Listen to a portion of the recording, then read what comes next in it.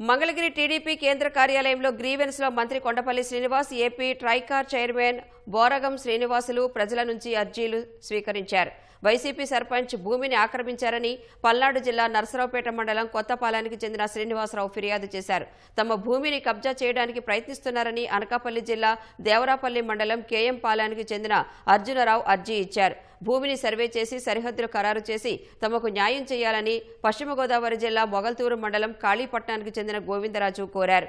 తమ భూమి అక్రమంగా రిజిస్ట్రేషన్ జరిగిందని, దీనిపై పలుమార్లు అధికారులకు ఫిర్యాదు చేసినా న్యాయం జరగలేదని అనకాపల్లి జిల్లా కువంగికి చెందిన ఉదయలక్ష్మి ఫిర్యాదు చేశారు.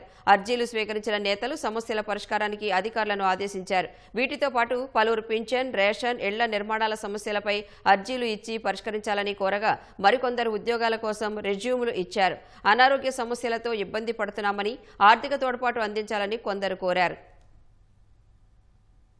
కడియం మండలం ఈస్ట్ గోదావరి జిల్లా నుంచి వచ్చానండి. గవర్నమెంట్ జాబ్ అండి. స్పందన మనకు సచివాలయ గ్రామ సచివాలయం ఉన్నాయి కదా, అప్పుడు సెలెక్ట్ అయ్యానండి 2019 అండి. నాకు ఏ లెటర్ కానీ ఏ మెసేజ్ కానీ రాలేదు. కానీ స్పందన పోర్టల్లో ఆన్లైన్లో చెక్ చేస్తే నా పేరు మీద వేరే వాళ్ళు జాబ్ చేస్తున్నట్టు వచ్చింది.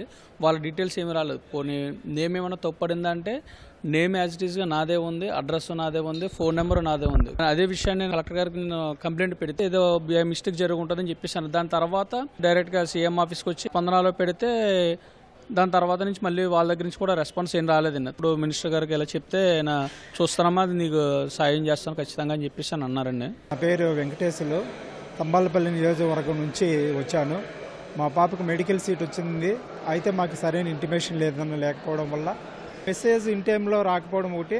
ఆ టైంలో మాకు మా భార్య హెల్త్ ప్రాబ్లం ఉండడం వల్ల మేము స్విమ్స్ హాస్పిటల్లో ఉండడం వల్ల ఇన్ టైంలో మేము రిపోర్ట్ చేయలేదు. అందుకు కాలేజ్ వారు మమ్మల్ని రిజెక్ట్ చేశారు అడ్మిషన్. కొండపల్లి శ్రీనివాసులు సార్ ఫిర్యాదు చేయడం జరిగింది. సార్ సానుకూలంగా స్పందించడంతో పాటు ఇమ్మీడియట్గా యాక్షన్ తీసుకోమని యూనివర్సిటీకి పంపించారు. అందుకు చాలా సంతోషంగా ఉంది.